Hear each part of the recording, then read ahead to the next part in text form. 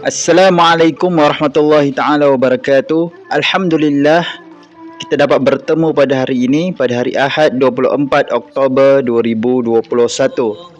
Baik, hari ini kita akan masuk mata pelajaran Jawi dan Khat. Murid-murid boleh buka kitab muka surat 23 kitab Jawi. Kita sambung pembelajaran PDPR kita pada tajuk ayat tanya. Ayat tanya. Pada minggu lepas kita telah belajar ayat seru. Sekarang kita masuk pada ayat tanya. Kita ulang balik ayat seru.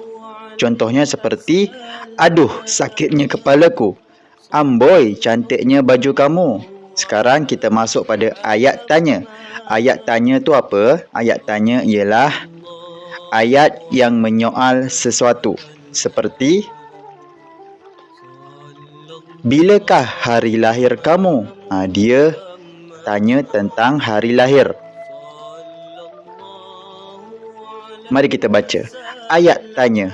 Ayat tanya menggunakan nada atau intonasi menaik di hujung ayat dan ditulis tanda soal. Tanda soal, tanya di akhirnya. Ayat tanya mempunyai dua kaedah berikut, iaitu ayat tanya ada dua cara. Yang pertama apa? Ayat tanya dengan kata tanya. Seperti mempunyai perkataan imbuhan kah. Seperti bilakah, apakah, di manakah, sudahkah dan sebagainya. Dia ada kah. Dan intonasinya mesti di akhirnya menaik. Seperti, bilakah hari lahir kamu? Yang kedua, sudahkah awak membayar zakat? Tiga, apakah nama adik kamu yang baru dilahirkan malam tadi? Siapakah Johan bagi perujian hafazan peringkat negeri Johor? Yang kelima, ni contoh sahaja ya. Bagaimanakah keadaan ibu bapa kamu selepas kemalangan minggu lepas? Bagaimanakah keadaan ibu bapa kamu selepas kemalangan minggu lepas? Yang keenam, adakah anda akan melakukan tugasan tersebut? Intonasinya menaik pada hujung. Kita pergi pada muka surat 24.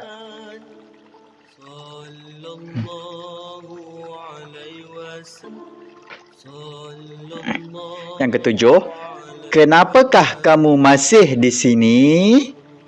Masihkah ada sisa yang tinggal? Bolehkah saya menginap di rumah ustaz? Mampukah adik menghabiskan semua makanan ini? Okey, yang kedua. Cara yang kedua, tadi ada kah kan? Yang ini sekarang tidak mempunyai imbuhan kah. Seperti bila, apa, di mana, siapa, kenapa, bagaimana, berapa dan sebagainya. Dia ada ayat soalan. Contohnya seperti, ustaz datang ke sekolah naik apa? Yang kedua, ustazah tinggal di mana? Yang ketiga, pemain piano itu siapa? Pemain piano itu siapa? Nama kakak dan abang awak siapa? Nama guru bahasa Arab siapa? Bayaran yuran sekolah kamu berapa? Semua kasut hendaklah disusun di mana? Kamu perlu berada di dewan pada waktu bila? Setiap murid mesti menulis dengan cara bagaimana?